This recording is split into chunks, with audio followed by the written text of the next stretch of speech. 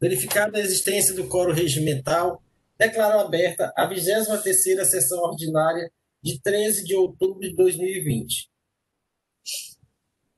Em seus trabalhos, gostaria de saber se tem alguma observação quanto à ata da sessão anterior. Não. Ok. Então, está aprovada a ata relativa à 22ª sessão ordinária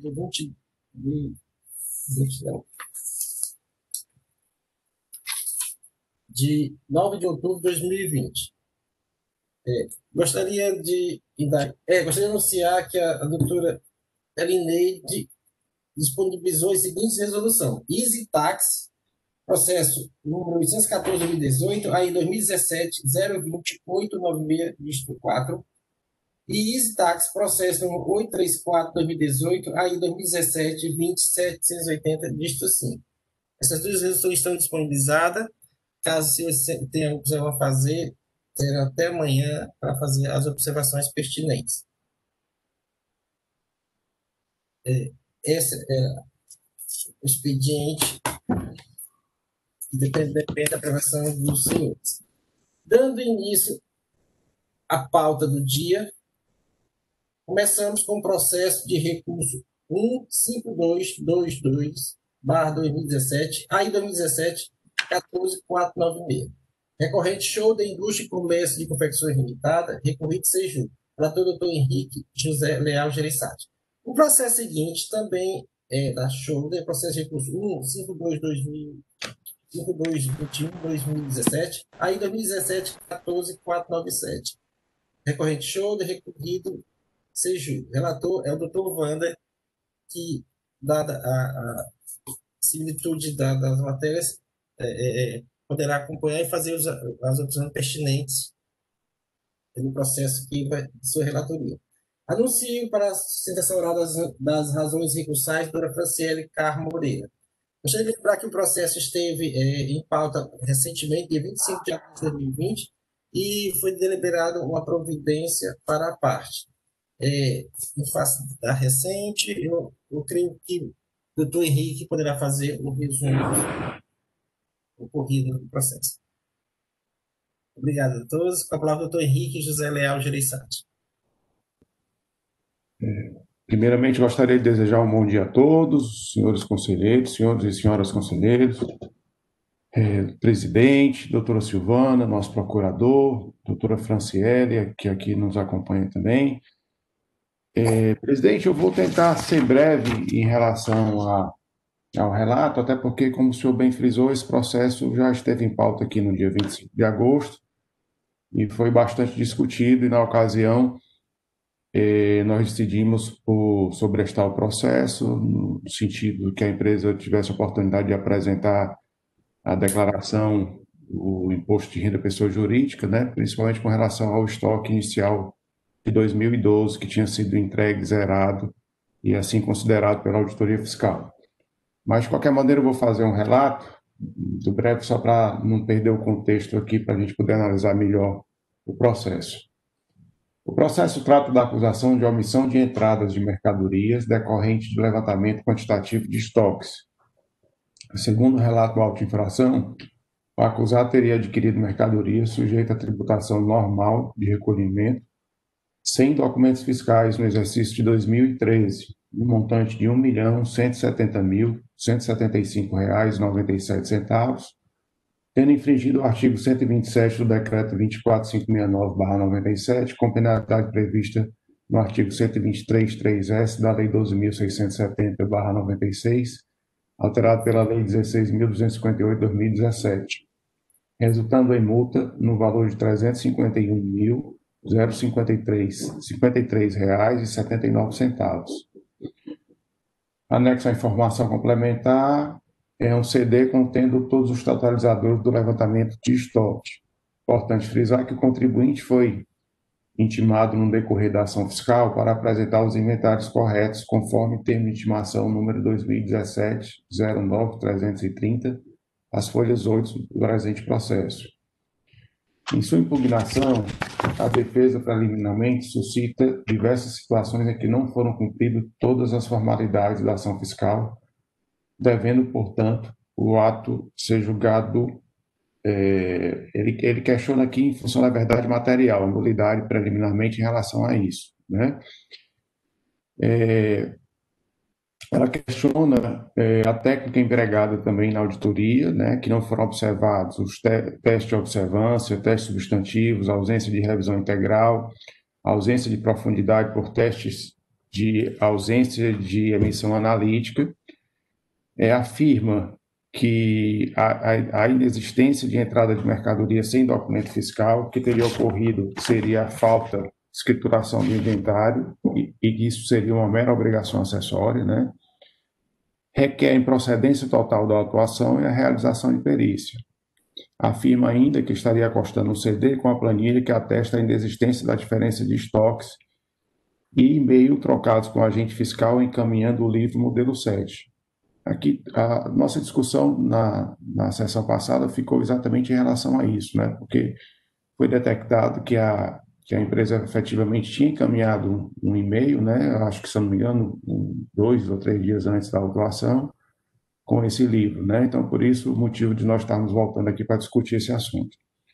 O processo foi julgado procedente em primeira instância, né? E a empresa interpõe recurso tempestivo, onde ratifica os argumentos anteriormente levantados, né? E reforçando a necessidade de realização de perícia por entender que isso seria uma mera descumprimento de obrigação acessória.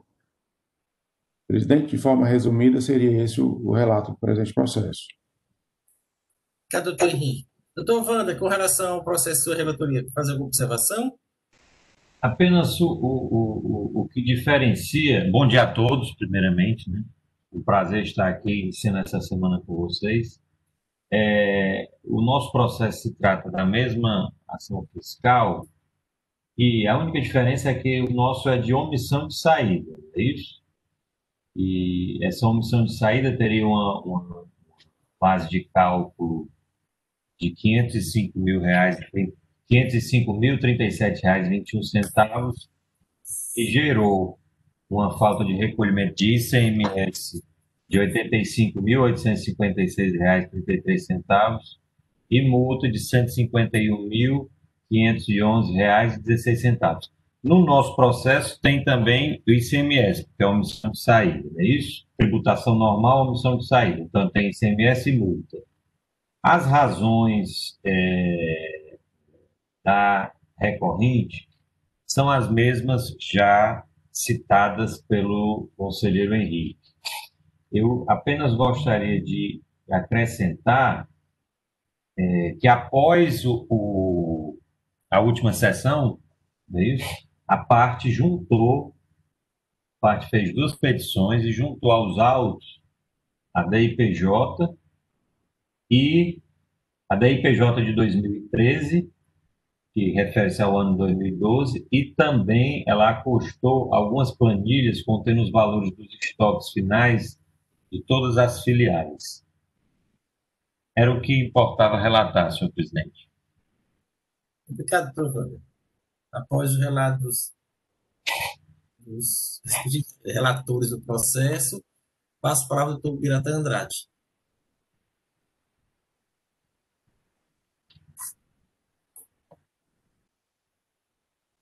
Estamos sem áudio, doutor Biratã.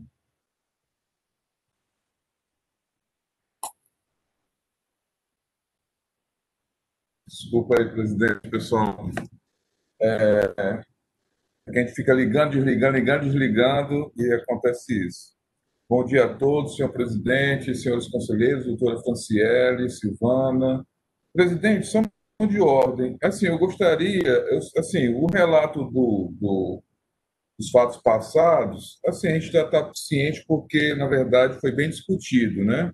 Assim, eu gostaria, assim, do relato dos fatos novos, né? Exatamente assim, que, na verdade, o doutor Wander fez referência, né? Mas, assim, a análise dos relatores em relação aos fatos novos, porque, assim, a Procuradoria precisa de elementos para poder se manifestar. Porque, assim, os elementos que nós tivemos foi em relação aos fatos passados. Aí foi feito abriu-se o prazo para a parte, né? E aí se operou fatos novos, né? Eu preciso ter exatamente ciência da avaliação dos senhores relatores em relação a esses fatos novos, até ouvir também, se for o caso à parte, porque assim, não dá para a gente se manifestar de imediato sobre documentos que foram juntados posteriormente. Então, assim, eu gostaria de ouvir os relatores em relação a esses documentos, a análise desses documentos, porque não faz sentido nenhum me manifestar sobre algo que eu não estou ciente. Essa que é a verdade. Então, eu gostaria que fosse feita essa análise, para depois a Procuradoria se manifestar. Tá certo. Tá, obrigado, Biratan. Eu posso ouvir a parte, aí depois o relator, depois retorno ao senhor, tá certo? Vou inverter Tá aqui. bom, tá ok. Doutora Franciele, em face do pedido da pergunta PGE, vou inverter a ordem. A senhora falará primeiro sobre a documentação juntada, depois vocês falarão e eu vou falar para o Biratã. E sempre que for preciso, réplica e TEP, a senhora terá. Não será em hipótese alguma preterir seu direito de defesa e contraditório. Para a doutora Franciele Moreira. Bom dia a todos. Como os relatores mencionaram, a gente já teve uma longa discussão aí no último julgamento a respeito dessas dois tipos de omissão de entrada e saída, em razão do inventário inicial, né, estar zerado aí na movimentação de estoque dessa loja que foi autuada. Então, no último julgamento, ficou decidido que o processo ficaria sobrestado até que nós apresentássemos a DIPJ com as informações do inventário dessa loja. Então, nós apresentamos a DIPJ, ocorre que a empresa ela tem a declaração global, né, de todas as filiais, então, por isso até foi juntada duas petições. No primeiro momento, a gente apresentou somente a DIPJ, com todo esse valor global, e, em paralelo a isso, a gente foi correr atrás dos valores desmembrados, para provar que aqueles 9 bilhões estariam, dentro deles estariam parte do estoque dessa filial. Então, nós apresentamos também, em uma outra petição, uma manifestação esclarecendo esses pontos e apresentando planilhas que comprovam que o valor de todas as filiais estão englobadas ali na DIPJ. Então, tem um registro de inventário por conta contábil de estoque, que constam todos os produtos da loja desse ano e que tem o valor do inventário final, que foi a somatória dele com a de todas as outras lojas que chegaram no valor constante na DIPJ. Então, nós conseguimos demonstrar que o valor declarado na DIPJ foi, de fato, o valor final da estoque do ano de 2012, para ser considerado o valor do estoque inicial de 2013 para fins de apuração de eventual omissão de saída ou entrada. Em suma, foi isso. Obrigado, doutora Franciele. Imagina. Doutor Henrique, o zelador, doutor Henrique. Só uma questão de ordem, presidente. Porque assim, eu estou tentando me recordar da diligência passada. Tinha alguma coisa relacionada à questão do e-mail, que a parte ia trazer o comprovante, ou esse comprovante já está nos autos? Um e-mail que, inclusive, o doutor Henrique faz menção que a parte teria enviado um e-mail com a documentação fiscal autuante assim, e não teria sido observado. Tem alguma coisa de diligência que foi nesse sentido também? O doutor Henrique fez menção que assim, eu estou tentando reconstituir e a gente está partindo muito da questão do que o fiscal tinha antes da autuação e o que foi apresentado depois. E assim, até que ponto o fiscal não levou em consideração determinados documentos que lhe foram ofertados, que lhe foram oferecidos para poder fazer a autuação fiscal, para não ficarmos aqui, de repente, fazendo uma análise de algo que o fiscal sequer tinha acesso. Então, assim, me parece que, se a memória não me falha, me corrijam aí, senhores relatores, a doutora Franciele, o próprio presidente, mas na época da discussão, a parte fez menção a um e-mail que tinha sido enviado com o livro número 7, que esse tinha os dados corretos, não teria sido levado em consideração pelo agente fiscal autuante. E aí eu queria só me rememorar essa questão aí. O doutor Henrique fez menção, eu queria só saber sobre esse aspecto aí. Doutor Biratã, eu vou indagar os relatores essa questão aqui, eles estão de posse do respectivo processo. Doutor Henrique, depois o doutor Wanda pode esclarecer esse fato. Doutor Birata, é exatamente isso. Na sessão anterior, a gente não localizou aqui, na realidade, o livro, né? Porque não estava anexado ao processo. Mas a defendente mostrou que efetivamente encaminhou um e-mail com um arquivo, né? Que a gente não teve acesso a esse arquivo, e que no arquivo fazia referência ao livro de inventário, esse modelo 7, se eu não me engano, 2 ou 3 dias antes da autuação. E aí ela poderia até confirmar aqui para a gente, eu acho que no arquivo que ela encaminhou tem essa cópia que foi até mostrada aqui pela Silvana, eu acho, no julgamento Isso. anterior. Então, só aqui confirmando, doutor Henrique, no caso, consta aí a cópia do e-mail no alto, né, da informação de que estaria sendo encaminhado esse livro. O que não estava constando era a cópia desse livro, é isso? Isso, Só para exatamente. poder a gente revisar aqui o que foi discutido, para a gente ter uma ideia exata do que está acontecendo. Obrigado, então. Obrigado, doutor Biratã, foi muito pertinente, foi muito esclarecedor esse questionamento. Pela ordem, senhor presidente, eu posso só fazer uma pergunta? Pois não, doutor José. No momento do julgamento, eu encaminhei o e-mail para a Silvana e, que eu me lembre, ficou certo de que seria costado nos autos. Se não foi, eu vou peticionar isso, então. Tá ok, doutor José. Silvana foi encaminhado e-mail, mas tu mandou digitalizar não, né, Silvana? Os documentos. Sim, ela encaminhou para você. O e-mail comunicando a essência do inventário antes da autuação. É um e-mail. No dia do julgamento que a gente tratou. Não constam naquela última documentação que eu juntei ao processo, não. Se não constar, eu faço constar. Pronto. Então, a segunda de posse, ela vai anexar aos autos, certo? Perfeito, muito obrigada. Senhor presidente, pronto, porque no nosso processo realmente não cumpre. Mas a doutora professora tinha apresentado isso anterior, isso eu lembro bem. Vai ser anexado aos autos. Pronto, fez esclarecimentos iniciais, essas providências, acho que o processo está saneado. Doutor Henrique, doutor Wander, não sei qual que vai falar, com relação à documentação apresentada pela parte, os senhores concluíram.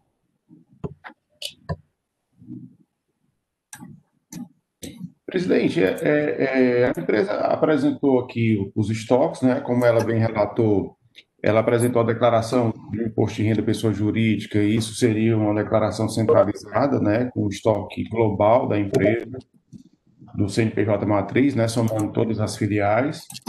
E anexa aqui um registro de inventário pelo CGF, né, onde consta esse valor de R$ 893.094,96.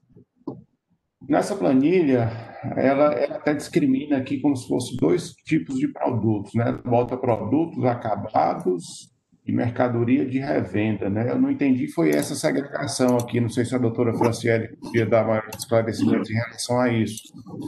Porque aqui, na realidade, é uma unidade comercial, né? Isso não é uma fábrica, né? E quando ele trata aqui, ele segrega esses estoques em 2 tipos de produtos, né? Produtos acabados e mercadorias de revenda. Seria porque a aquisição foi de terceiro? Seria isso, doutora Franciele, que a senhora poderia informar? Isso, alguns produtos são produtos feitos mesmo pela Shoulder, né? E outros vêm de fora para revenda. Então, são 2 links aí de produtos. Somando esses, na realidade são 3 links, né? São esses produtos acabados. Tem outra conta contábil lá embaixo. Tem um mostruário de mercadoria de revenda também. Isso mesmo. Que são peças de mostruário. Pronto, e somando os 3, a gente chega naquele valor que está demonstrado aí de 900 e poucos mil reais, não é isso? Isso mesmo. Pronto. Então, presidente, assim, em função até do e-mail apresentado, né, e já antecipando aqui o entendimento, eu acho que pensando aqui no princípio da verdade material, que essa Câmara sempre preza, né, no sentido de a gente averiguar a verdade dos fatos e dar oportunidade ao contribuinte de direito à ampla defesa, né?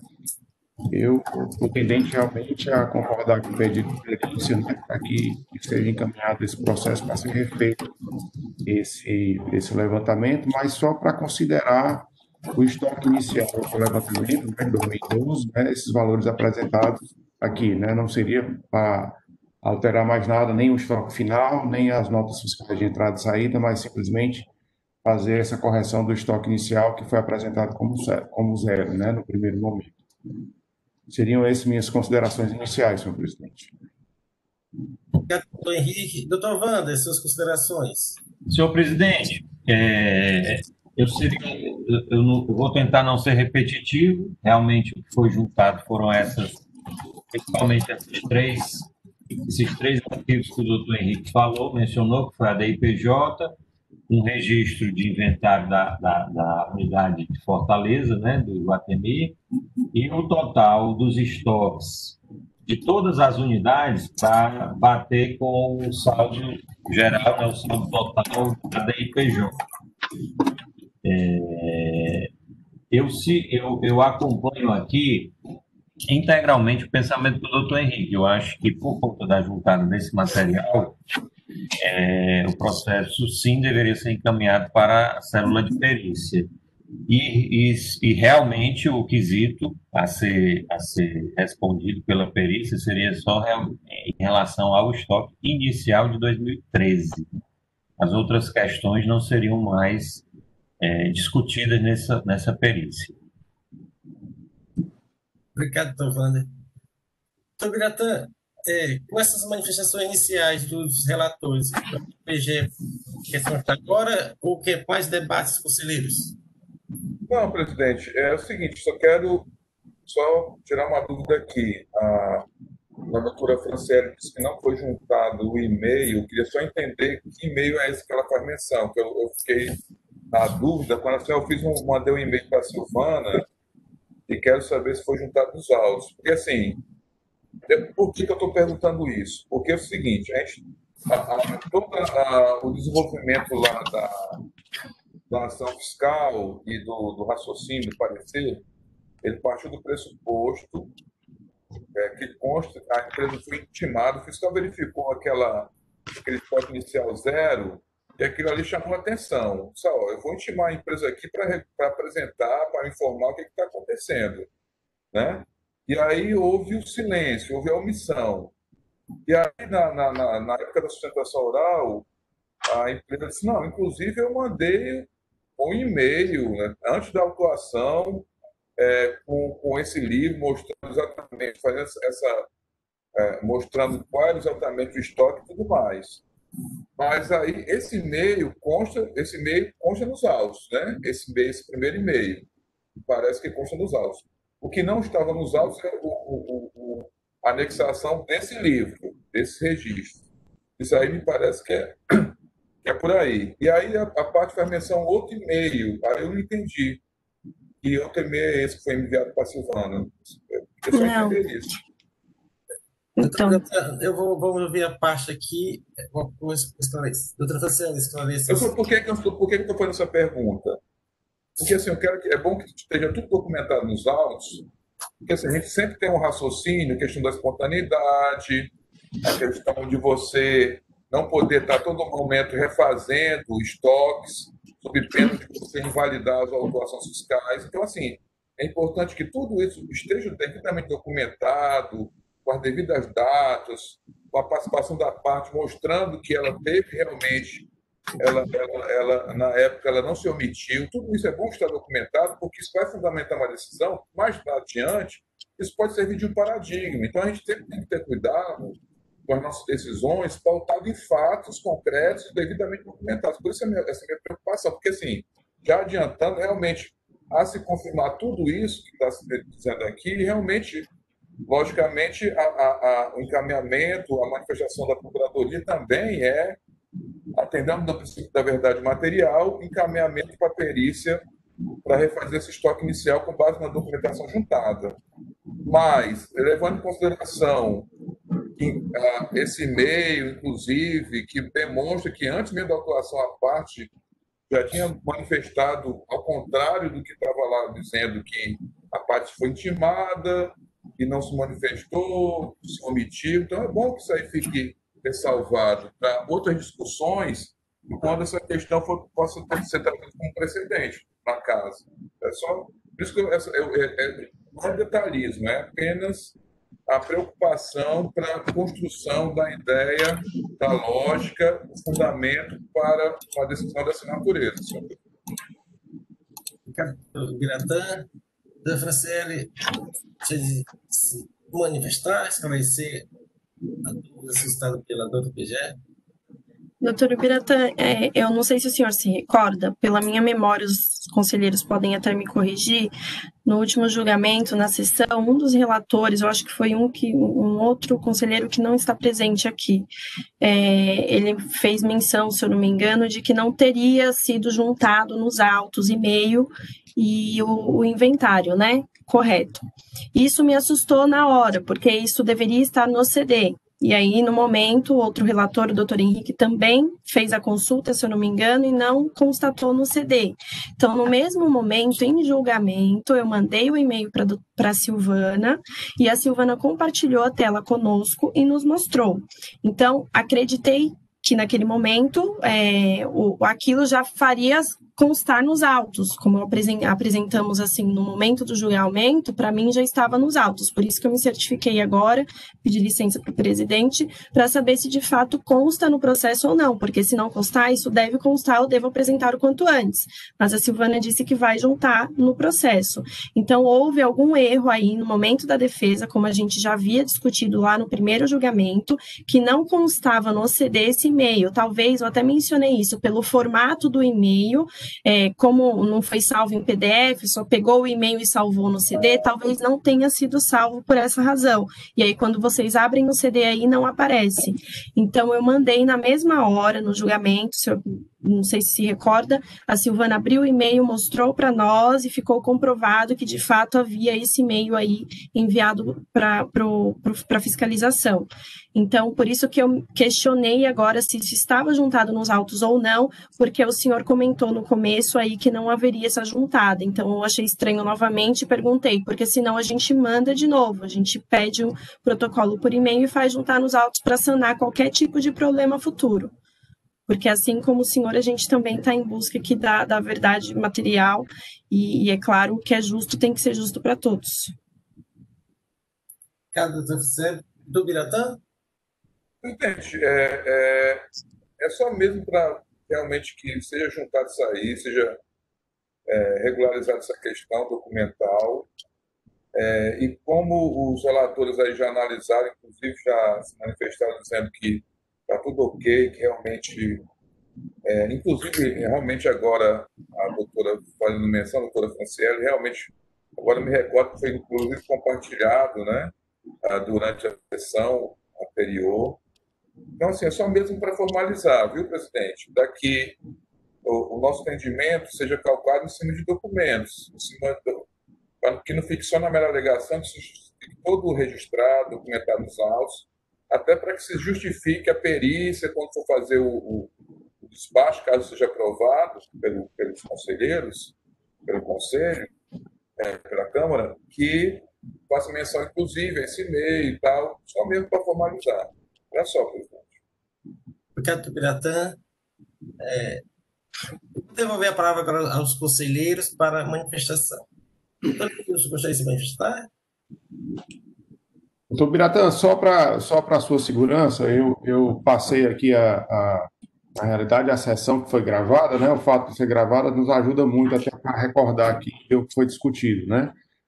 E aqui eu estou até com a foto aqui do e-mail que foi colocado na tela, né? Esse e-mail data do dia 14 de agosto de 2017, né? E foi endereçado para Ana Maria Batista Salles Luz, né? Que seria a auditora aqui que nós estamos presente auto. O auto foi lavado no dia 17 de agosto de 2017, né?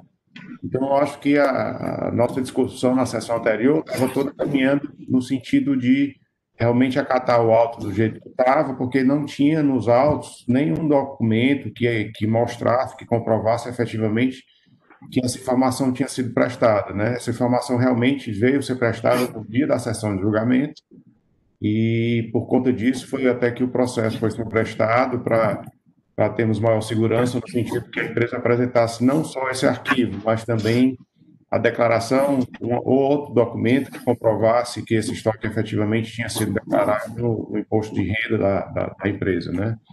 Então, seria, na realidade, o motivo até do sobrestamento do nosso processo, né? Mas, como o senhor bem lembrou aí com a sua memória, realmente isso não consta nos autos, né? Assim, seria interessante que isso ficasse registrado, né? E que a Silvana colocasse isso nos autos mesmo, porque todo o fundamento para se abrir esse pedido de perícia após iniciar a ação e ter dado a espontaneidade é exatamente esse, né? Que a empresa apresenta um documento que não teria sido observado pelo auditor nesse momento, né? Muito embora, a partir do momento que a empresa inicia uma ação fiscal, né, a espontaneidade ali não se aplicaria mais, né? Mas nós entendemos também que não faz muito sentido você ter uma empresa comercial, uma empresa de shopping, que foi argumentado aqui no dia, né? E ter um estoque zerado no dia 31 de dezembro, né? Não é uma coisa que não faz muito sentido. Então, por isso que nós optamos por sobrestar e decidir nessa sessão de hoje. Seria esses os esclarecimentos, doutor Biratã. Não sei se me fiz entender. Se o senhor tiver mais alguma dúvida, eu estou à disposição. Não. Tranquilo. Obrigado, doutor Henrique. Doutor Leilson tinha já pedido a palavra. Leilson, não sei se o doutor Alexandre também quer falar. Doutor Leilson, com a palavra. Presidente, é só para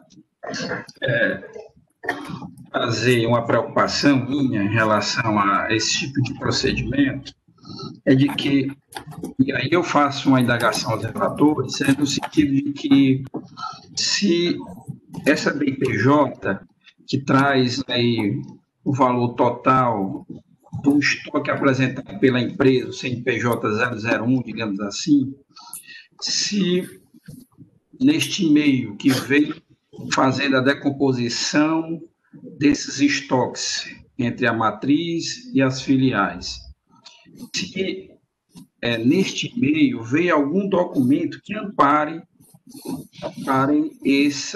essa estratificação. Estou fazendo referência ao livro diário, ao livro razão, porque os estoques apresentados no dia 31/12, primeiro vai para o livro diário e depois ela vai para o livro razão. Bom, essa é a primeira preocupação minha. A segunda preocupação, apresentado esse livro diário ou esse livro razão, as datas deles são aquelas referentes à época do exercício ou são datas posteriores da época que foi levantado o inventário? E aí são essas preocupações que a gente tem que levar em consideração no sentido de, se for propor uma perícia, que parece que é a mais inclinação, se buscar esses dados. Sem esses dados, não me parece seguro, de certa forma, do ponto de vista da jurídica, do ponto de vista da espontaneidade, lá do 142 de 105, se envia pelo fato de que há uma DIPJ de forma genérica e há e-mails em que traz essa estratificação dizendo quanto é que cada filial tem de inventário. Precisa que essa estratificação esteja lastreada em documentos contábeis, os quais devam ser inerentes à época dos fatos geradores, do exercício lá de 2013. Então, é importante, eu não sei, porque eu estava propenso até a pedir sobrestamento desse julgamento, presidente, porque tem muitos detalhes. Regime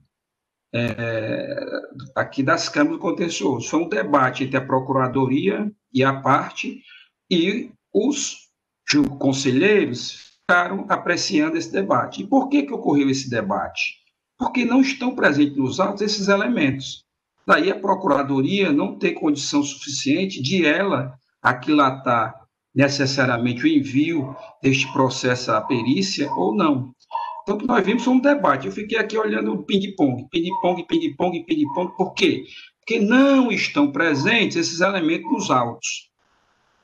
É difícil aos conselheiros, a própria Procuradoria, se manifestar de alguma forma. Mas o debate foi esclarecedor, no sentido de que há algum elemento que indique que a empresa tinha estoque lá no dia 31, que é o que todos nós pensamos, né? Que realmente fica difícil a empresa uma empresa comercial apresentar um estoque zerado. Superada essa questão, volto a dizer, é necessário que esses elementos trazidos pela parte sejam suportados por documentos contábeis, e esses documentos contábeis devem ser aqueles inerentes à época do fato gerador lá de 2013, no levantamento de inventário, seja pela apresentação de um livro diário da filial, contabilizado aqui, contabilizando o estoque existente lá pela filial em 31/12, e aí razão analítico, não razão sintético, na conta lá de estoques, onde neste livro venha a especificação dos inventários para cada loja, cada matriz e filial. Eram essas considerações, presidente. Obrigado, doutor Leilson. Doutor Alexandre, com a palavra.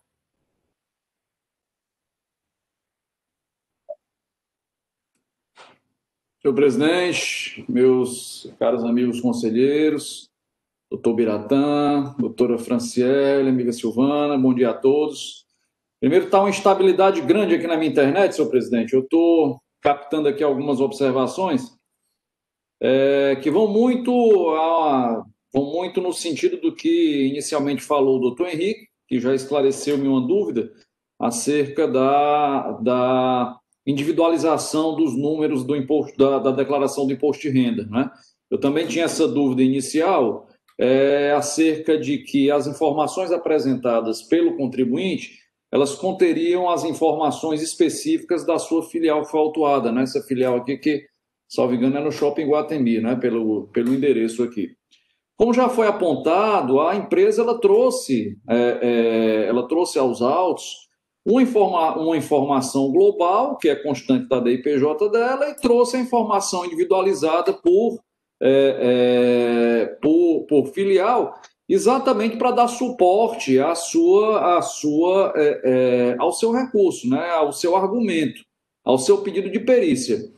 E aí, senhor presidente, eu vou me permitir discordar um pouco do meu amigo Leilson, no que diz respeito à necessidade, nesse momento, de se trazer alguma outra informação a mais, como, por exemplo, o livro Razão e livro diário, que eu acho que, nesse momento, ele não é tão relevante para o tipo de decisão que vai se tomar, se o processo ele vai ser encaminhado à perícia ou não, porque nós já temos aí, nesse caso, como foi apontado pelos dois relatores, um indício, né?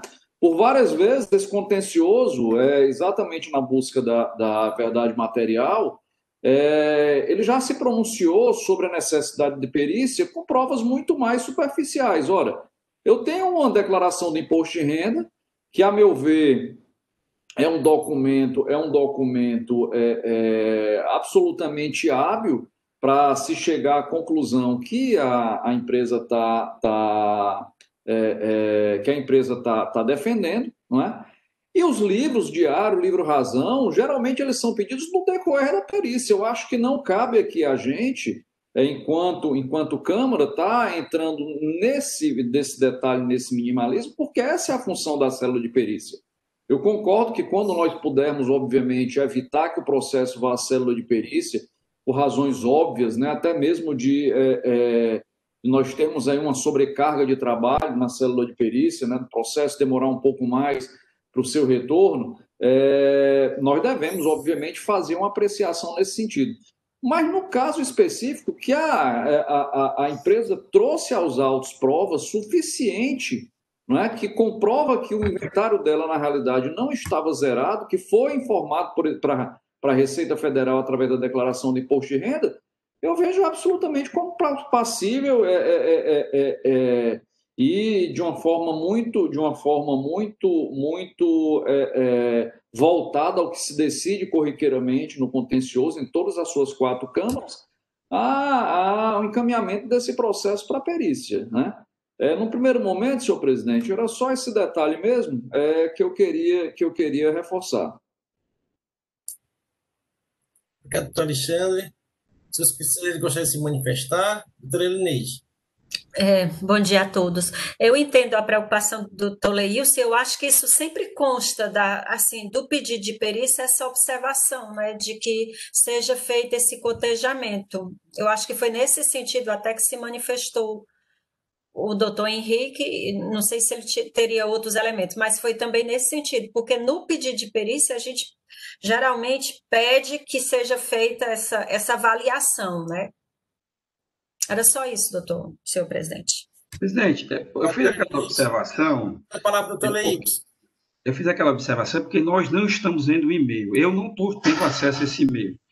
Como é esse e-mail? Apenas diz lá, total do inventário da empresa, 10 milhões. Filial 1, 500 mil. Filial 2, 700 mil. Filial 3, 800 mil. Filial tanto. Data venha, a doutora Elineide, doutor Alexandre, eu não considero isso como prova, nem como indício. Porque a DIPJ, ela é da raiz, da matriz 0001.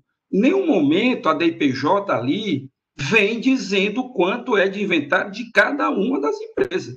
Pode ter tido 9 estoques zerados e só a matriz com aquele estoque. Pode ter tido 9 estabelecimentos com um determinado estado. Então, não tem como. O que eu queria dizer é que a parte era para ter tido cuidado de trazer, afora este e-mail, mais elementos no sentido de consubstanciar aquela seu argumento, que eu acho que é um argumento absolutamente plausível. Como eu disse, no inventário, lá no Iguatemi, dia 31/12, fica difícil achar que aquilo ali estava zerado, não tinha estoque, tá certo? Mas, assim, é preciso que tenha-se cuidado, aí eu faço uma observação à parte, faço uma observação aos relatores, no sentido de que é preciso que a gente se acerque de maiores cuidados quando a gente for propor uma perícia, para que não seja só, como disse a Procuradoria do Estado, em cima de elementos os quais a gente não tem uma certa convicção de que aquilo efetivamente representa algum indício da verdade material. A necessidade. Eu sou favorável a esta perícia, digo logo, mas eu faço essa observação no sentido até de aprendizagem para todos nós, de que o deferimento de uma perícia com base em e-mails, ele não é por si só suficiente para lhe dar segurança jurídica para um pedido de perícia.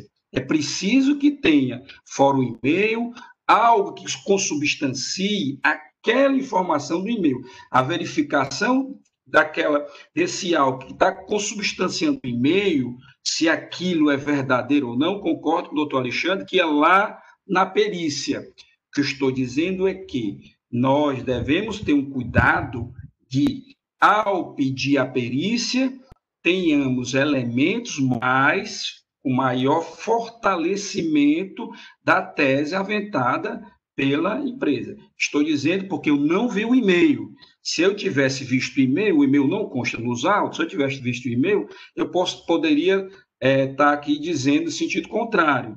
Eu apenas observo que a informação contida da forma como que está aí, ela poderia fazer com que se tivesse uma não aceitação desse pedido de perícia. Que só baixa um e-mail dizendo que a filial tinha tanto e a DIPJ da raiz, do CNPJ raiz, eu não vejo como um elemento suficiente a indicar uma perícia. Estou muito mais voltado a deferir a perícia em função de que há uma certa previsibilidade que uma empresa num shopping center, uma loja lá que tem bastante movimentação, bastante demandada, há uma ideia de que efetivamente ela teria estoque a ser apresentado. Mas é preciso, aí volto a dizer, a empresa tem que se cercar de maiores cuidados quando ela vier à sessão para defender um pedido de perícia. Eram essas observações. Obrigado, doutor Leilson.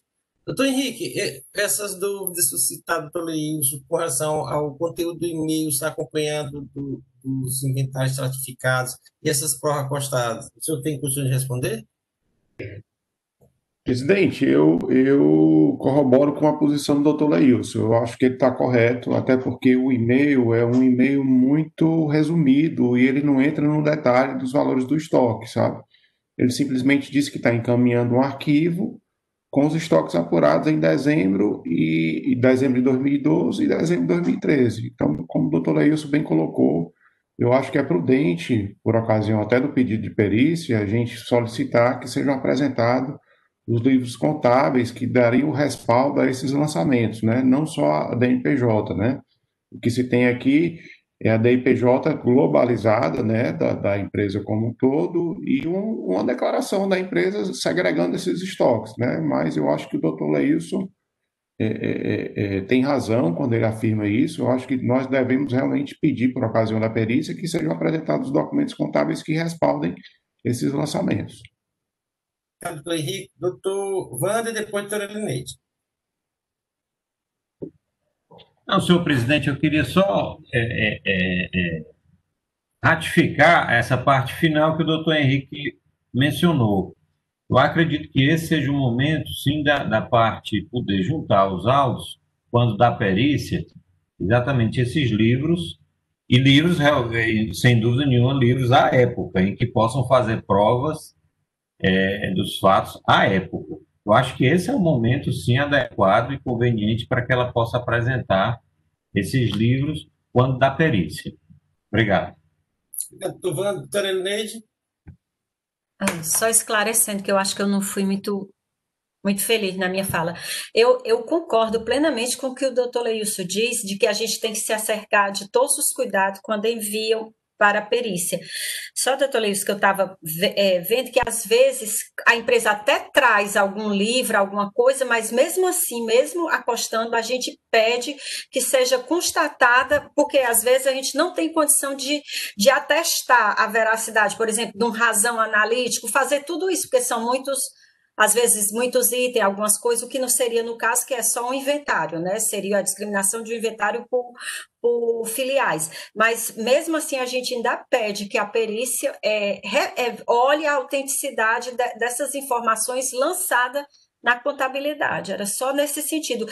A minha fala foi no sentido de ter esse cuidado também. Agora, eu não sei se nesse caso a gente poderia ter algo mais ou se seria o caso da gente pedir a perícia para fazer isso. Só isso, senhor presidente.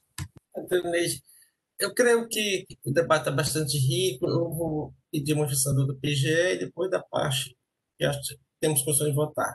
O diretor gostaria de fazer uma observação a mais?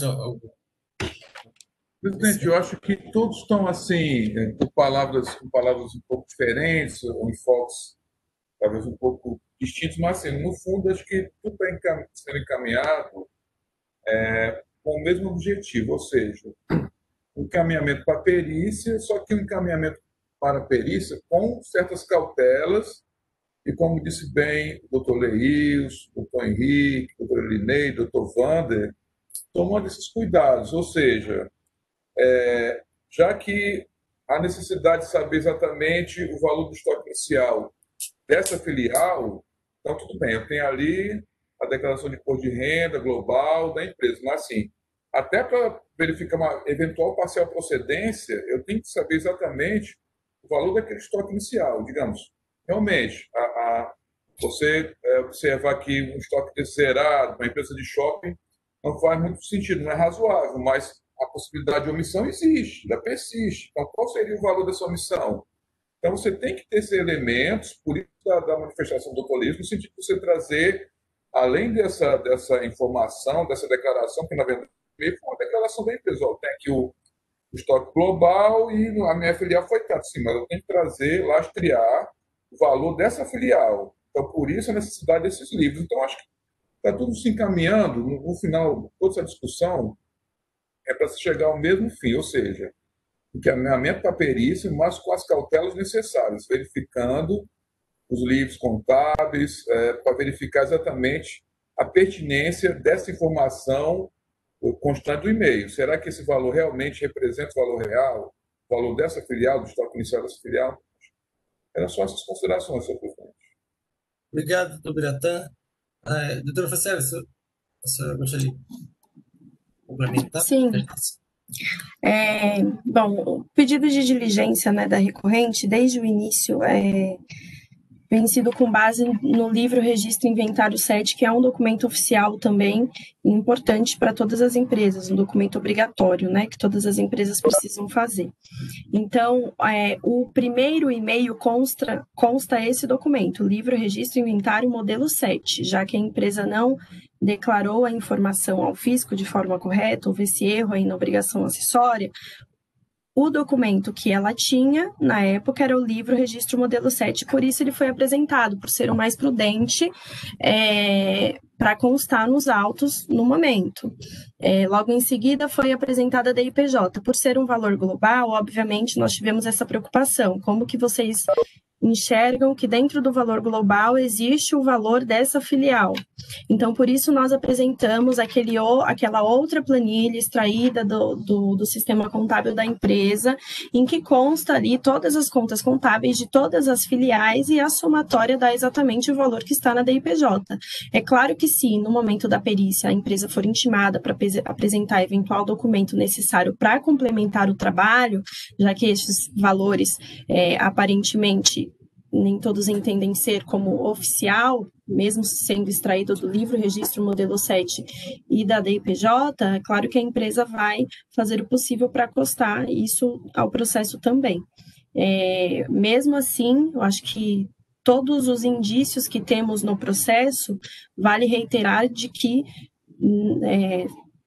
seria o suficiente já baixar para diligência, seja porque a empresa mandou o e-mail antes da lavratura do AIM, informando que, de fato, o inventário estava zerado, mas que a informação do livro estaria correta, que seria para ser utilizada, porque, obviamente, uma empresa de um nível, de um porte grande, não teria condições de ter seu inventário zerado no início de um ano, por conta do inventário final zerado do ano anterior, que haveria, sim, de fato, um erro, mas, infelizmente, como não foi utilizado, que ao menos nessa esfera administrativa a gente consiga fazer, demonstrar que uma empresa de um nível desse não teria condições de ter um inventário zerado e que o livro de registro modelo 7 seria suficiente, sim, para embasar esses valores e a DIPJ com esses valores contábeis que a empresa apresentou já consta nos autos, nesses 2 últimos e-mails que nós apresentamos após o julgamento, que já está juntado, é suficiente para demonstrar a necessidade de uma diligência aí, da devolução disso para a fiscalização, refazer esses cálculos para apurar eventual omissão de saída ou entrada. É isso, senhor presidente. Tem só uma questão de ordem, que eu acho que está tendo uma pequena... só assim, um esclarecimento, que, na verdade, acho que não há nenhuma discordância em relação ao encaminhamento para a diligência. Pelo que eu entendi da manifestação do doutor Leício e outros conselheiros, é apenas que nessa diligência sejam tomadas essas cautelas, solicitados esses documentos necessários para lastrear a informação da empresa. É só isso. Porque assim, está se criando uma polêmica em relação ao encaminhamento ou não para a diligência. Acho que não há essa polêmica. Na verdade, creio eu que todos os conselheiros são unânimes em concordar, apenas o cuidado e a cautela para juntar esses documentos, para a gente não ficar aqui debatendo algo, a meu ver, estéreo. Encaminha ou não? Não há essa polêmica. O processo, a meu ver, ninguém se manifestou contrário. Vai ser encaminhado apenas o cuidado de ser juntados esses documentos para lastrear as informações e fortalecer e robustecer o Estado. Só isso. Obrigado. Obrigado, Biratã, manifestação. Senhores conselheiros, senhores querem mais algum debate ou já estão aptos a manifestar-se os relatores do processo?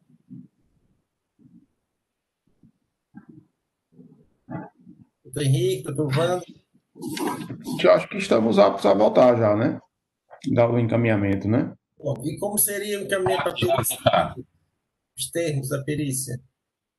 Presidente, primeiramente deixar registrado, né, o e-mail, na realidade não é nem o e-mail, é o termo de estimação apresentado pela própria auditora, né, pedindo que a empresa retificasse os estoques, né, que estariam zerados no começo do exercício, e o e-mail apresentado em sessão no dia 14 de agosto, né, que foi enviado para a auditora fiscal no dia 14 de agosto de 2017, né? E, então, considerando esses documentos, a gente solicita que esse processo seja encaminhado à perícia, né? Para que seja reapurado o levantamento com base nesse estoque inicial apresentado aqui pela hora recorrente, mas que sejam tomadas todas as cautelas no sentido de realmente se comprovar, através dos lançamentos contábeis, né? E comparar esses lançamentos com o que foi efetivamente declarado na DIPJ, né, pela empresa. Seria esse o encaminhamento, senhor presidente. Doutor Wanda? Doutor Wanda? Está me ouvindo? Sim, estamos, sim. Estão me vendo, não, né? Não. Houve um problema aqui na minha câmera, mas eu vou esperar terminar o julgamento para me conectar de novo. Eu acompanho integralmente o pedido de perícia que já mencionado pelo doutor Henrique, aplicando ele para o meu processo também. Pronto. Vamos votar conjuntamente, né? Vamos votar as duas situações, então. Então, o doutor Henrique propõe a conversão do processo em perícia com a finalidade de aderir ao levantamento dos inventários apresentados, antes verificando a pertinência desses valores com os livros contábeis da empresa. Aí pode ser a razão analítica, se eu colocar o livro contábil, razão analítica ou diário. Senhor presidente. Sim, doutor Wander. Na realidade, quando nós formos encaminhar para a perícia, vai mudar só a ordem, eu acho, né? Primeiro vai verificar a veracidade dessas informações, né, do estoque inicial, e aí em isso confirmando, aí faz a reapuração. Né? É só entender essa ordem aí dos quesitos. Tá certo, tá ok, doutor Wander. Então, e deixando claro que se trata somente do estoque de final de 2012, né, que seria o inicial do exercício de 2013. Isso. Muito bem. Doutor Henrique, pode se acrescentar, conforme a nossa advogada falou aqui, que acompanhando o livro 7, o modelo 7 que eles apresentaram, Esse livro foi apresentado, doutora Jusileide. Ele está nos arquivos que a empresa apresentou já. Aí, desde que compatível com a escrita contábil, né? Porque se a empresa já era FD, esse livro 7 aí, ele não é mais um livro fiscal, é apenas um livro de controle da empresa. Sim, é só para fazer um comparativo, né? Já que a perícia que vai utilizar esses documentos e que a perícia vai ter que ser de contemporaneidade, então o livro 7 deve ter sido contemporâneo às datas que o doutor Leilson vê que é preciso ter esse cuidado, né? Porém, ser fazer um comparativo com esse livro, já que ele existe, embora ele não tenha mais valor fiscal, mas ele existe, e aí seria uma forma de comparar as informações com esse livro, já que ele é contemporâneo. Pode ser assim? Muito bem lembrado, doutora. Tem que ser os lançamentos ter sido feito à época e não posteriormente à ação fiscal. Tem que ser contemporâneo aos fatos ocorridos. Muito bem lembrado. Pertinência. Então, vou colocar em votação a perícia. Doutor Henrique, o voto da perícia. Por acatar a solicitação da empresa, né, e encaminhar o processo à perícia. Doutora Elineide, como vota?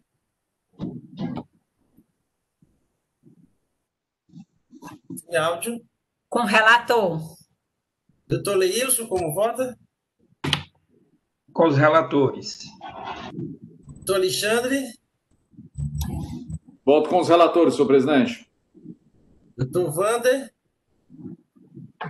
Com o relator, senhor presidente. Doutora Jusileide? Com os relatores. Então, concluída a votação, a segunda Câmara de Julgamento resolve por votação unânime converter o curso do processo em perícia, justificando o curso pelos conselheiros relatores. Esta decisão vale para os dois processos da Chose em pauta nesta data. Gostaria de agradecer a presença da doutora Franciele, Carlos Moreira, né? Dizer que o processo está encerrado a votação de hoje, mas já querendo pode permanecer em sessão para assistir, e a Câmara vai estar pela manhã ainda funcionando. Perfeito, agradeço os senhores aí pela atenção. Só uma dúvida, a empresa até o momento não apresenta nada, aguarda intimação, é isso ou não? Isso, aguarda intimação, vai ser feita a resolução. Aguarda intimação. É isso, vai ser feito um despacho, o despacho vai ser encaminhado para a perícia. Ficou mudo. Ah, tá. E a perícia encaminha, que entra em contato com a empresa. Perfeito, agradeço, só não ficarei porque eu tenho um outro compromisso às 10 horas, e aí ainda bem que terminou no horário certinho, aqui vai dar tempo de fazer os dois. Muito obrigada pela atenção e bom dia para vocês. Bom dia. Tchau, tchau. Senhores conselheiros, encerrada a votação desses dois processos, vamos dar intervalo de 10 minutos e retornamos às 10 horas. Tudo bem? Após breve intervalo, estamos retomando a nossa 23ª sessão ordinária virtual de 13 de outubro de 2020. Anuncio agora os processos de recurso 1.24.27.2018 a 2018.035.70, em que Glasgow Luxemburgo, Comércio de Serviço de Vida Limitada, recorrido seja relatora doutora Maria Neide Silva e Souza. Processo de recurso 1.24.79.2018 a 2018.035.71, Las Max Indústria Comércio de Serviço de Vida Limitada e recorrido seja relatora doutora Jusileide Maria Silva Nogueira. Ambos os processos são bastante semelhantes. Então, a doutora Elineide vai fazer o relato, a doutora Jusileide acompanhará e fará as observações pertinentes ao processo de sua relatoria. Pretendo votar, não havendo divergência entre os dois em conjunto. Vai a palavra, doutora Elineide. Bom dia a todos, né? Como disse o senhor presidente, esses dois processos são muito similares. O meu é falta de recolhimento no todo ou em parte, inclusive o devido por substituição tributária na forma e nos prazos regulamentares. O contribuinte, no decorrer do exercício fiscalizado, deixou de recolher o ICMS normal e substituição tributária na saída de vidros temperados do seu estabelecimento. Se os senhores acompanharem o processo aí pelos arquivos, os senhores verão que as folhas 4 a 16 tem uma informação complementar bem extensa. E eu farei um resumo dessa informação complementar.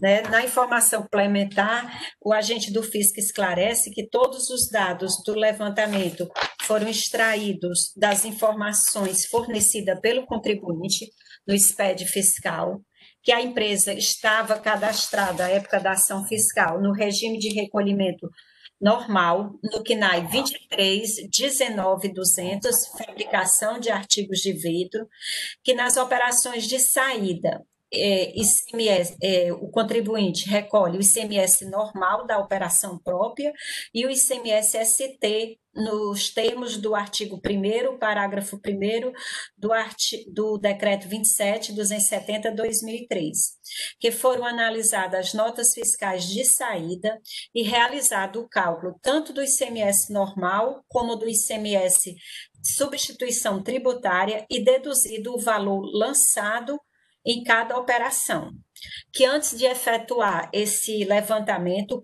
o agente do fisco emitiu 2 termos de intimação, solicitando ao contribuinte que fizesse um preenchimento de uma ficha, identificando o vidro comercializado, o tipo de vidro de cada produto comercializado. O contribuinte forneceu informações insuficientes, por isso ele teve que fazer uma circularização com os clientes para confirmar os produtos adquiridos e verificou que os produtos adquiridos eram vidros temperados, que é o meu alto, e vidros laminados, que é o alto da doutora Jusileide, que a identificação de vidros temperados às vezes vem vidros temp e laminado vidros lame, que os produtos classificados na terminologia temp e que posteriormente foram identificados como monolíticos foram excluídos do levantamento, que também foram excluídos do levantamento a circularização da empresa PEDA Logística, pois quem respondeu foi o próprio autuado, que para chegar ao levantamento de falta de recolhimento, né, ele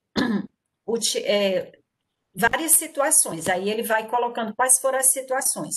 Primeiro, enquadramento incorreto no CFOP 5405 de mercadoria que foi produzida pelo próprio autuado, que o IPI, em algumas notas, está incluído a menor a base de cálculo do IPI, e que em outras notas o IPI não foi incluído. A falta de, também teve caso de falta de escrituração de nota fiscal emitida.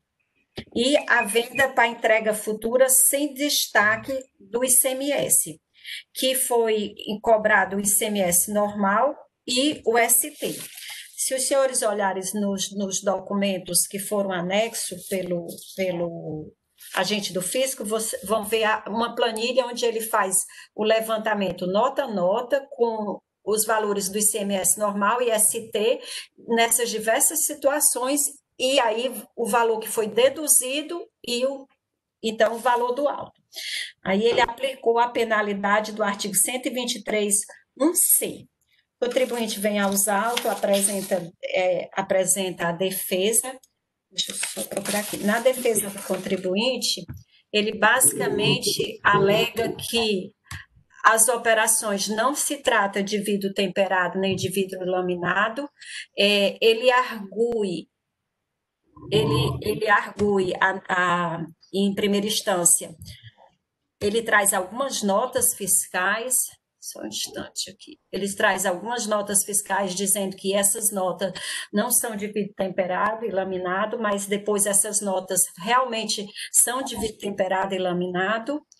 O julgador monocrático decide pela procedência da acusação, o contribuinte entra com recurso, onde argue, pede a reforma da decisão de primeira instância, né, dizendo que o auto de infração foi ilegal, pelos mesmos motivos já citado, que o julgador de primeira instância sequer analisou detalhadamente as argumentações do contribuinte, afirma que o julgador singular, a afirmação do julgador singular de que o contribuinte não teria apresentado nenhuma prova não é verdade, que consta nos autos ajuntadas das notas fiscais de aquisição de vidros laminados, mas referidos documentos sequer foram mencionados e analisados. Como já foi mencionado durante o procedimento de fiscalização, a empresa não adquire vidro temperado, como será demonstrado pela documentação acostada ao processo, e realmente é por isso que ele trabalha o vidro e vende, aí na venda ele classificava errado. Que temos, nesse caso, é uma situação sui generis, pois a empresa não adquire vidro temperado, mas a fiscalização insiste em caminhar em sentido contrário, afirmando que existiu por parte do contribuinte uma classificação errada dos vidros com fito de pagar menos imposto, que é encontrado dois tipos de vidro, o float laminado e o temperado industrializado. Ocorre que os vidros descritos nas notas fiscais tidos como temperado não eram e nem nunca foram temperados, são vidros float. A descrição da classe Max tem em nota fiscal que não é de vidro temperado, mas sim de vidro que possui uma qualidade para sofrer o processo de têmpera. O termo temp é de qualidade do vidro, de acordo com a nomenclatura da NCM. Argue ainda também que a multa tem efeito confiscatório, alega que foi ferido o princípio da razoabilidade e da proporcionalidade, requer uma aplicação da multa de 20% do valor da base de cálculo, não, é do valor do imposto, que seja acolhida a fundamentação e a reforma da decisão de primeiro grau. O processo é encaminhado para a célula de assessoria, que emite o parecer. Aqui eu farei a leitura dos fundamentos do parecer, que trata-se de recurso ordinário interposto pela empresa contra a decisão de primeira instância, no que se refere ao auto de infração de falta de recolhimento do ICMS normal, ICMS substituição tributária, decorrente das saídas de vidro temperado do exercício de 2016. Inicialmente, o contribuinte contesta a decisão singular, alegando que o julgador sequer analisou detalhadamente toda a argumentação contida na peça impugnatória. Cita que houve a juntada de notas fiscais de aquisições de vidros laminados e sequer foram mencionadas. Refere-se também à aplicação da multa. Analisando a decisão singular, podemos observar que o julgador monocrático não deixou de apreciar os argumentos do contribuinte, somente não o fez de forma detalhada. As folhas 3 do julgamento consta a apreciação do julgador monocrático, onde o mesmo faz citação da descrição dos vidros nas notas fiscais referente ao vidro temperado e laminado, bem como da sugestão feita pela parte de aplicar uma multa de 20% calculada sobre o valor do principal. No entendimento do julgador, as alegações do contribuinte seriam sem sentido, já que existem prova nos autos demonstrando o contrário, que a falta de comprovação, folha 6, é referente às indagações feitas pela auditoria, onde o contribuinte declarou que tais produtos não necessariamente são produzidos pela empresa e que a circularização feita pela auditoria junto aos clientes confirmou que os produtos vendidos seriam vidros temperados e laminados, corroborando o critério adotado pela fiscalização para a classificação dos vidros descritos nas notas fiscais como temper e lame. Portanto, o argumento de que os questionamentos do contribuinte apresentados na impugnação não foram analisados pelo julgador singular não procede, de modo que não se vislumbra na decisão monocrática nenhuma violação ao direito constitucional do contribuinte ao contraditório e à ampla defeita. Quanto ao caráter confiscatório da multa, entende que, como sendo argumento descabido, que é vedado o que é vedado ao fisco é a utilização ou a criação de tributo com efeito confiscatório.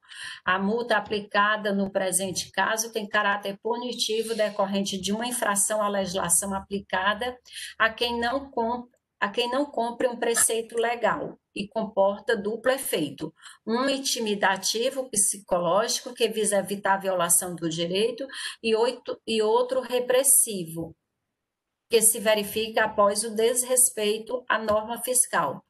Observe que não compete a este órgão julgador afastar a aplicação da norma sob fundamento de inconstitucionalidade, exceto nas hipóteses em que tenha sido declarada inconstitucional pelo Supremo Tribunal Federal após a publicação da decisão, nos termos do artigo 48, nos incisos de 1 a 3 da Lei 15.614/2014, por isso afasta a preliminar suscitada. No tocante à redução da multa para 20% do valor do principal, esclarece não ser possível a sua alteração, uma vez que se trata de penalidade específica para a infração cometida, devidamente prevista no artigo 123.1c da Lei 2.670, no caso, uma vez o valor do imposto devido. Que, em relação ao mérito, o contribuinte argumenta que a empresa não adquire vidros temperados, que os vidros descritos nas notas fiscais como tidos como temperados seriam, na verdade, laminados. afirma que o temperado é a qualidade do vidro. Tanto assim que, ao lado de cada descrição da mercadoria, teria um número da NCM. Confrontamos os questionamentos do contribuinte com as provas acostadas aos autos, as folhas 3 e 148, e concluímos que os mesmos são inconsistentes para rebater a acusação fiscal. Ressalto que, no decorrer da fiscalização, foram dadas diversas oportunidades para que o contribuinte esclarecesse a descrição dos produtos objeto do presente lançamento.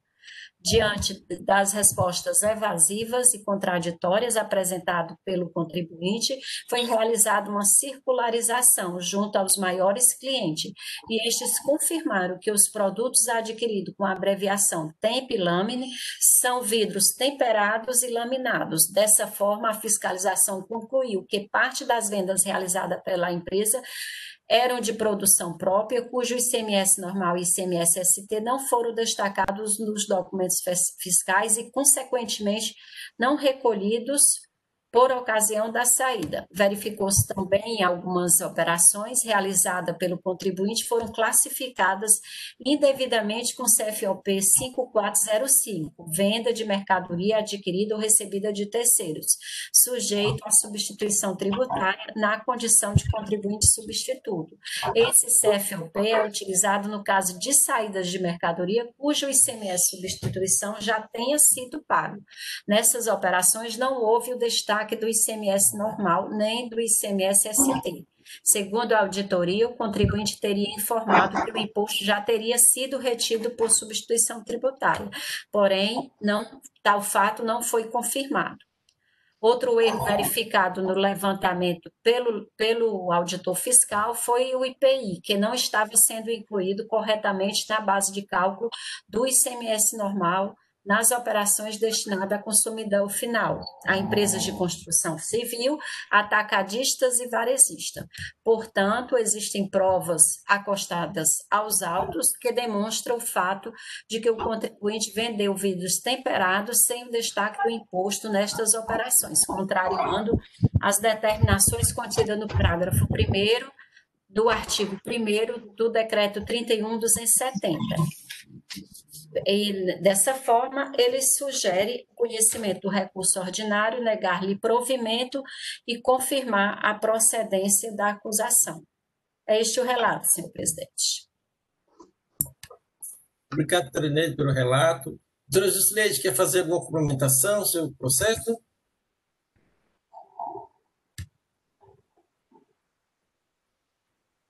Sem áudio, doutora Juscelia.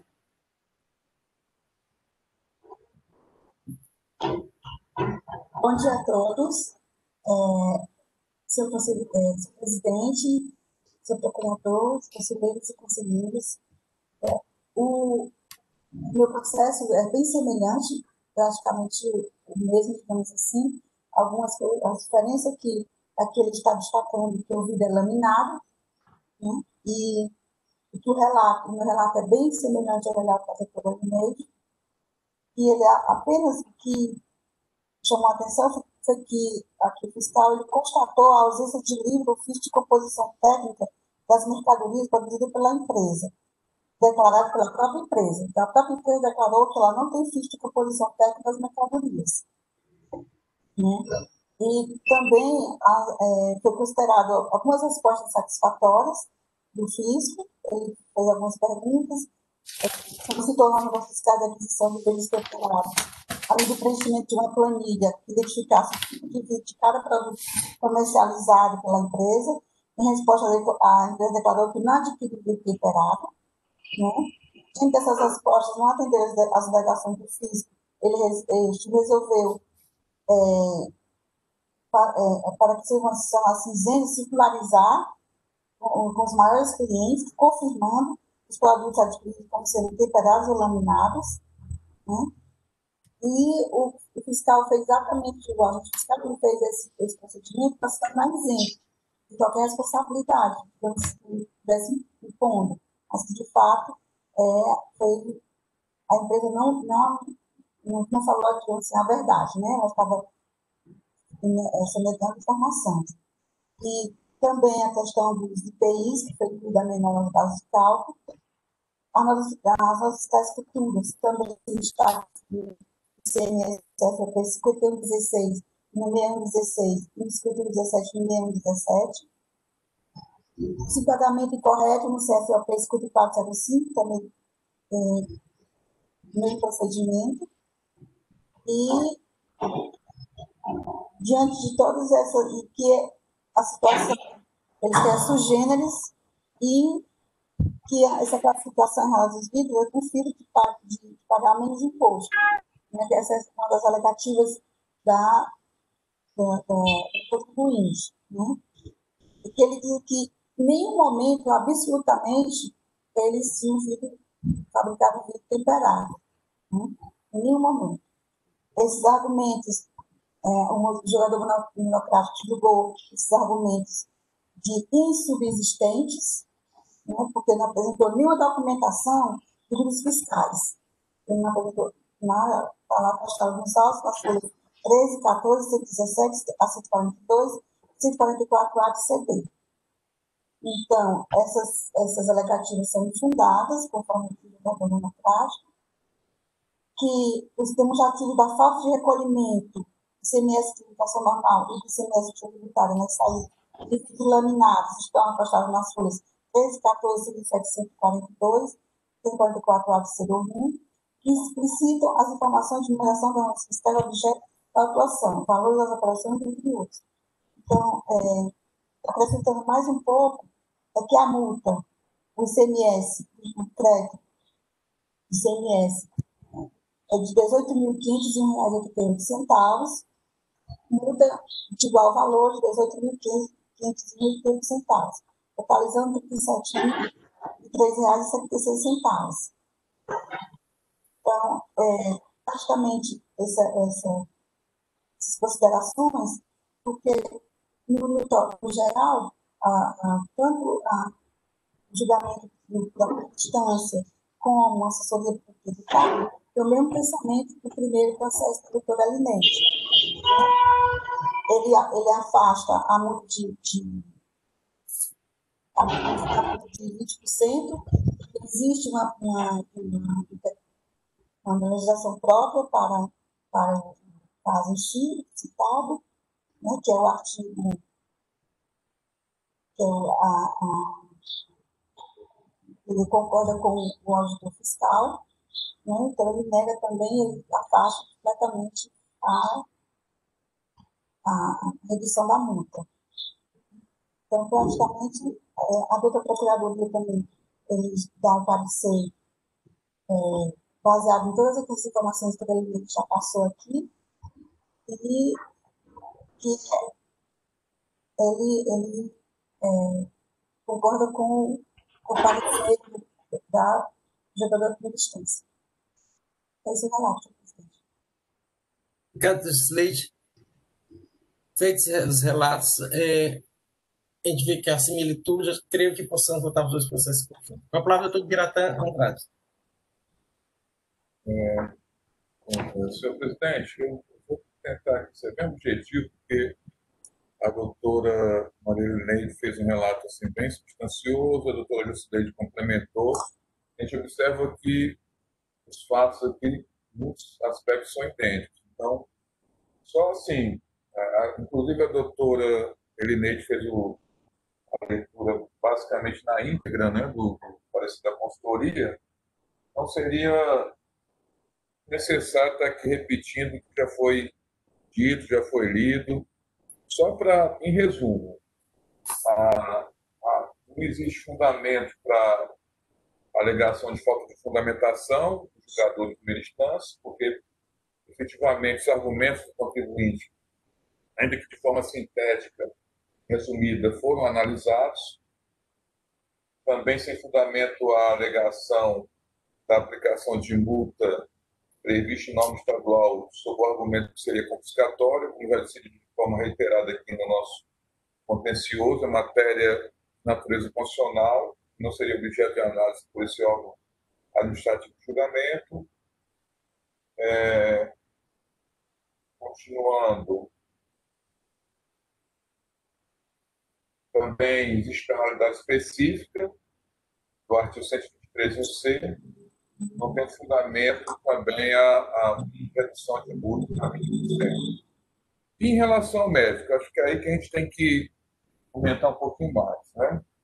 Porque, assim, o que a gente observa é que, desde o primeiro momento, o contribuinte, na verdade, ele não vem colaborando para o esclarecimento das questões propostas e o fiscal atuante, desde o início, tentava ser. Quando o fiscal ele foi fazer o levantamento, inclusive fornecendo fichas para o contribuinte preencher, era justamente para ter exata noção dos tipos de vidro, né, que é de fabricação própria, vidros temperados, laminados, enfim, ele pudesse dar características dessas operações para que então se pudesse fazer o levantamento. E assim, não houve essa facilitação, né? A partir daí houve necessidade de circularização, e aí nessa circularização, inclusive, se confirmou aquilo que, quando você lê, por exemplo, lame e tempe, já há um indício muito forte que tempe é de temperado e lame é de laminado, né? Só que o fiscal queria se acercar de mais elementos para poder confirmar isso. E nessa circularização, segundo a informação aqui do alto, os contribuintes que comercializavam com a empresa autuada realmente acabaram confirmando nessas operações que se tratava, esse tempo, esse lame realmente se referiam a temperados e laminados. E a empresa em nenhum momento procurou, na verdade, esclarecer. Na verdade, eu confundia mais do que esclarecia.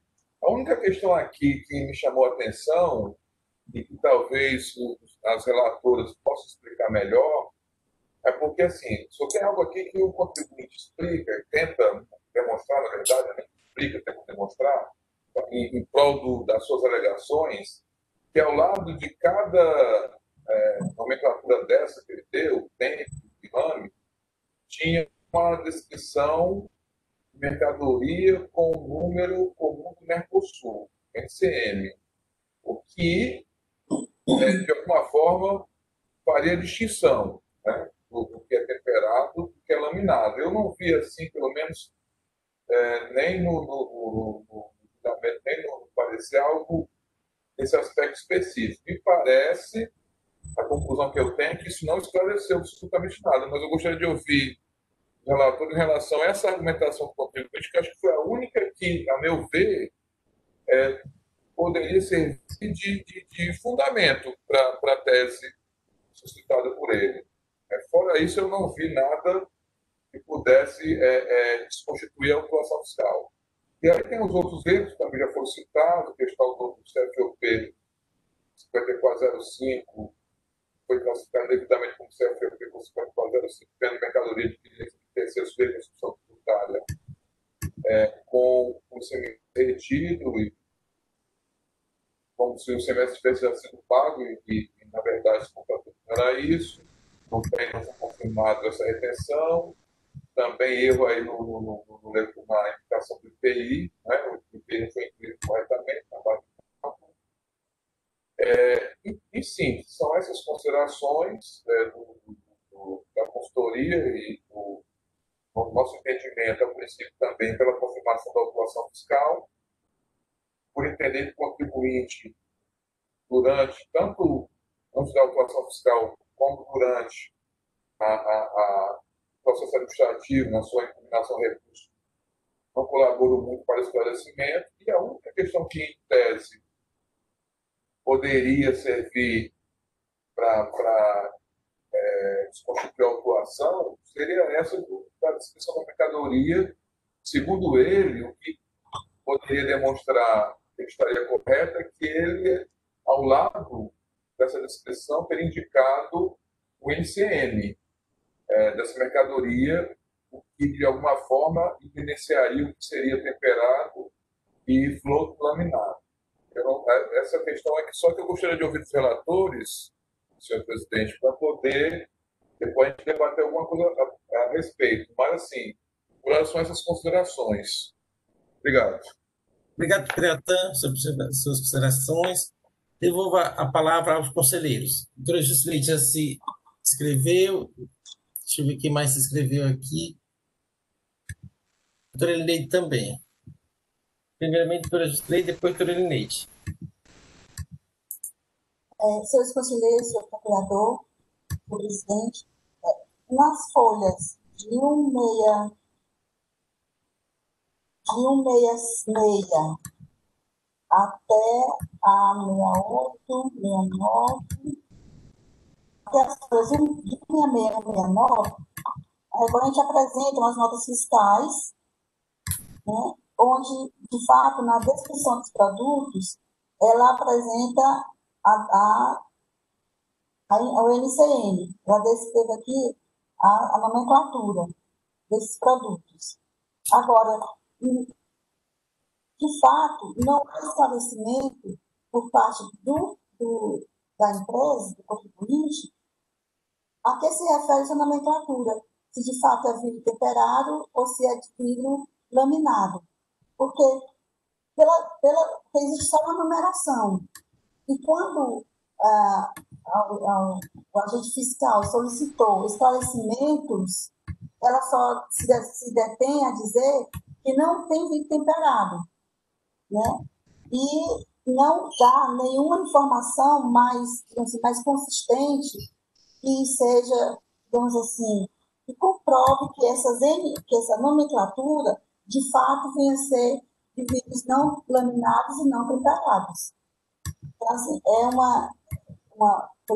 não me atentei para esse detalhe, não pesquisei a questão da nomenclatura, mas nas notas sim, tem a referência das nomenclaturas do Mercosul. Porém, não está esclarecido se realmente são, de fato, para vidros laminados ou temperados. Essa aqui é a questão. Está as notas fiscais acostadas ao alto, das páginas 68 até 66 e 69. Satisfeito, senhor procurador. Obrigado, doutora Juscelia. Elineide, com a palavra. Bom dia a todos, né? De fato, doutor Biratã, a nota em si eu não olhei, eu me prendi muito a esse detalhe da informação complementar.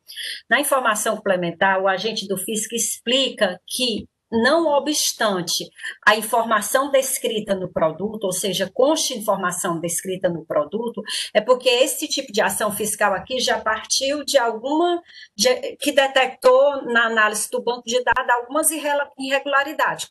Quais tinham sido elas?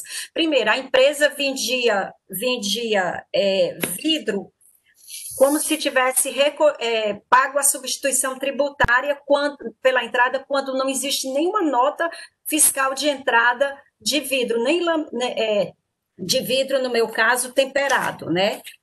Isso os senhores poderão encontrar na informação complementar. O agente do fisco diz assim, é porque ela é bem extensa, aí tem uma hora, ela diz assim,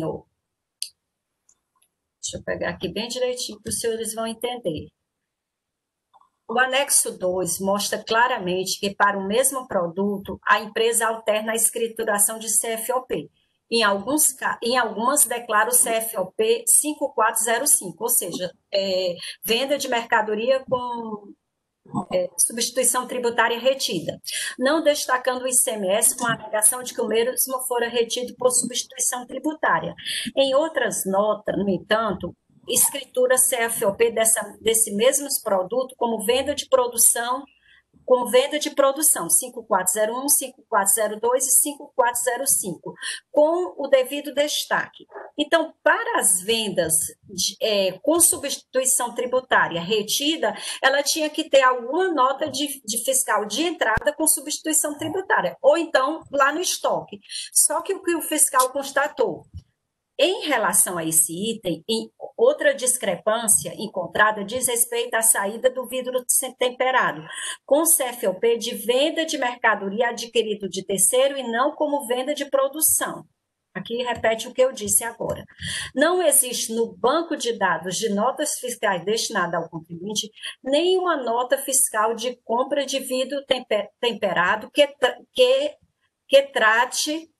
trata a autuação. Inclusive, foi solicitado ao contribuinte que apresentasse as notas de vidro temperado, aí foi feito através do termo 2017, 16, 237. E o outro ponto diz exatamente com relação a essa emissão da nota fiscal com descrição que não seria o vidro temperado nem o laminado, e quando faz a circularização com os destinatários afirmam em resposta que se tratavam de vidro temperado e de vidro laminado. Está aqui. Esta intimação ainda questionava se os produtos que contivessem a descrição tempo e leme poderiam ser considerados como sendo temperados e laminados, né?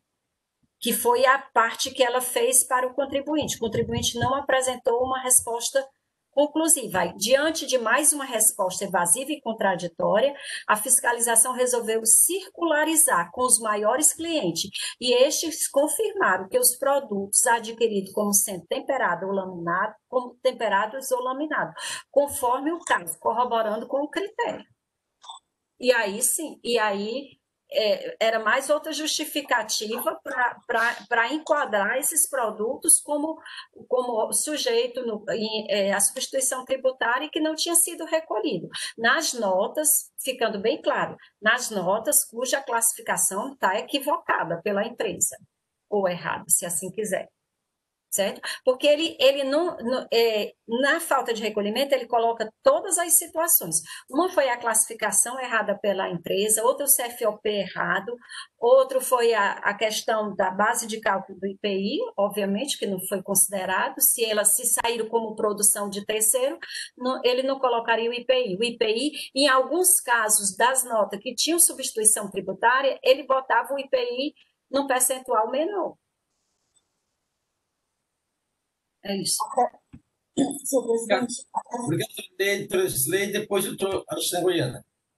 Acrescentando aqui as informações, o agente ele solicitou sobre o tipo de produtos, né, à empresa, ao contribuinte. Só que as respostas foram insatisfatórias. O agente considerou que, no momento em que o contribuinte declarou que tais produtos não necessariamente são produzidos pela empresa.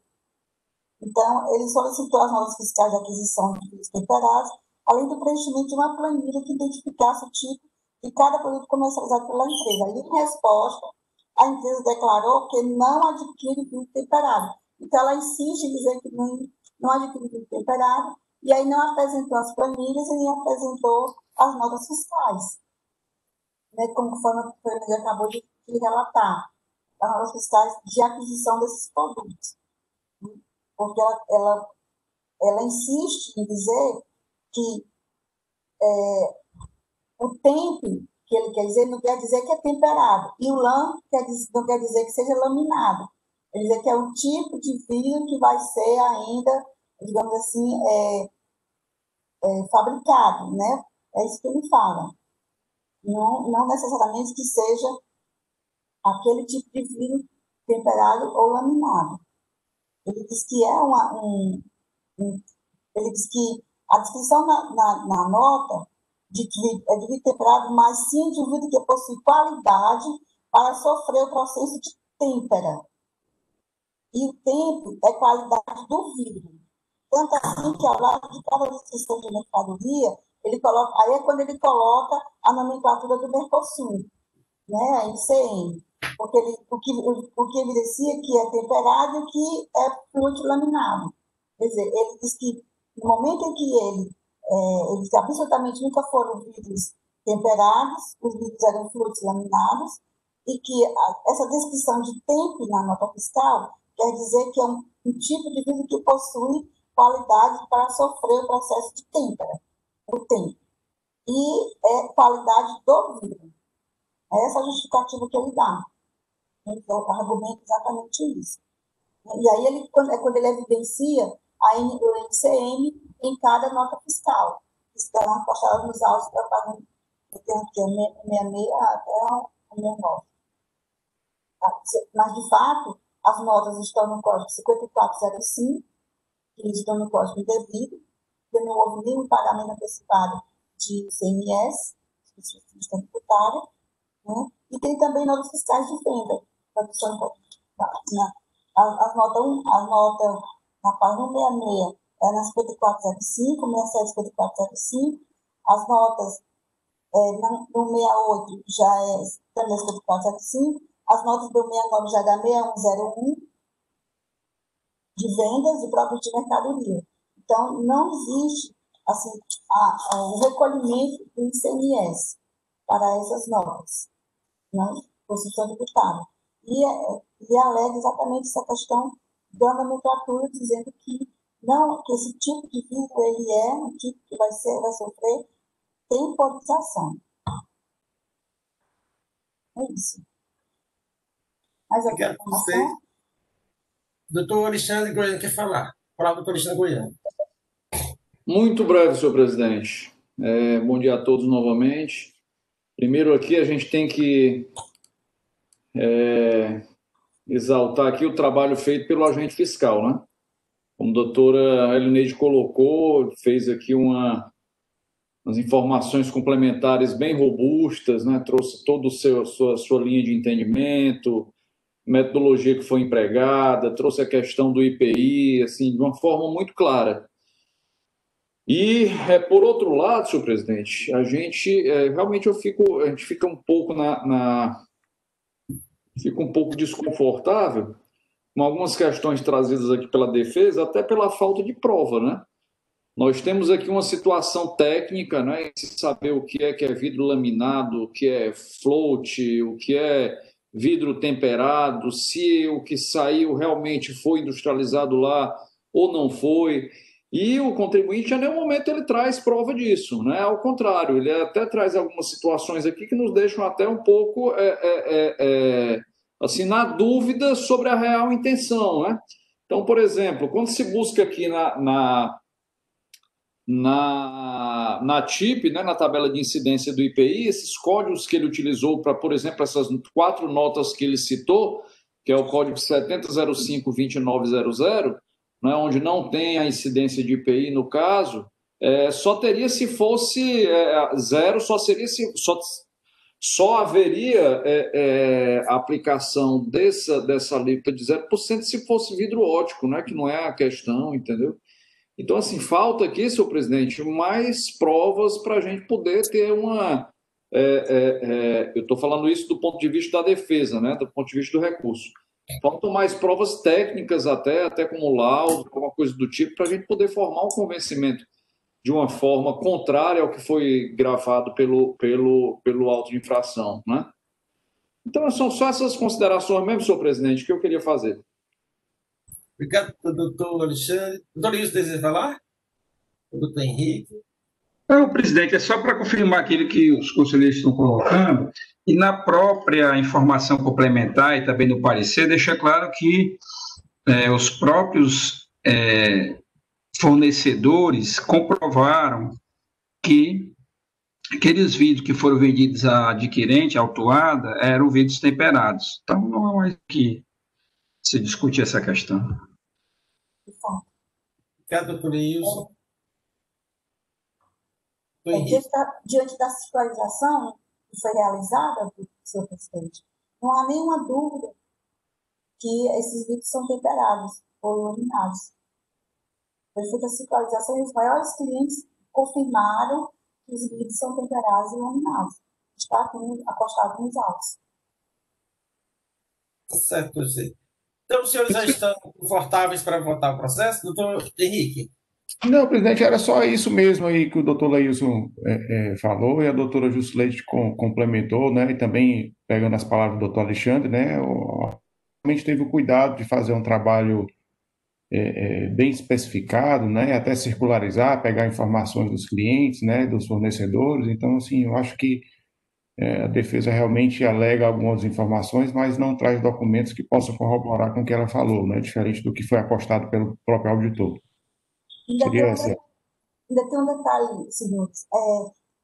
A fiscalização ainda informa que deu diversas oportunidades para o de esclarecer a descrição dos produtos do feito fiscal. Eles tinham que esclarecer exatamente essa questão de nomenclatura, essa questão de ser aluminado ou temperado, a utilização deles, se era para ser feito uma uma industrialização possível, enfim. Mas eles não se manifestaram, eles tiveram diversas oportunidades, tiveram prioridades antes de fazer a situalização para que eles pudessem manifestar, e assim eles não fizeram.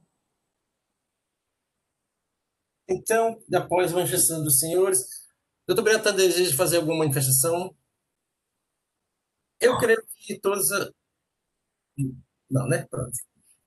Eu creio que todos já têm conhecimento e os processos foram muito bem relatados pelo doutor Elineide e doutor Gislaide, bastante claro, os pontos colocados aqui. Então, eu vou colocar em votação. A votação servirá para ambos os processos.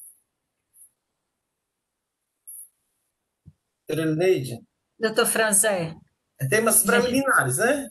A preliminar seria do julgamento e a multa confiscatória. Isso, a falta de fundamentação. A decisão singular que não teria abordado os argumentos da defesa em primeira instância. Com essa preliminaridade como voto, doutora Elineide? Eu afasto nos termos do parecer. Doutora Gislaide, com essa unidade? Afasto nos termos do parecer. Doutor Leilson, como vota? Afasto, presidente. Doutor Alexandre? Com os relatores, senhor presidente. Doutor Wander? Com as relatoras, senhor presidente. Doutor Henrique? Acompanhe as relatoras, senhor presidente. Então, a preliminar dessa parte foi rejeitada por votação unânime. Doutora Elineide, com relação ao efeito confiscatório da multa, eu afasto com base no artigo 48 da Lei 15.614. Doutora Gislaide? Com a relatora, senhor presidente, também afasto. E vota também no seu processo? Voto também, sim, voto no meu processo. Doutor Leilson? Com as relatoras. Doutor Alexandre? Acompanhe as relatoras, senhor presidente. Doutor Wander? Com as relatoras, senhor presidente. Doutor Henrique? Acompanhe as relatoras, senhor presidente. E no mérito, como vota a doutora Elineide? Tem pedido de perícia não, né, doutora Elineide? Não. Não tem como. Não tem argumento, eles não têm nada que comprove. Pronto, tá. Então passemos... Que seja subsidiado qualquer condição para fazer perícia. Então, passemos para a análise de mérito. No mérito, como vota a doutora Elineide? No mérito, eu conheço do recurso, nego-lhe provimento, né? Afasto o pedido de aplicação da penalidade de 20%, considerando que existe penalidade específica, e confirmo o auto de infração. Julgo procedente. Doutora Elineide? Gislaide?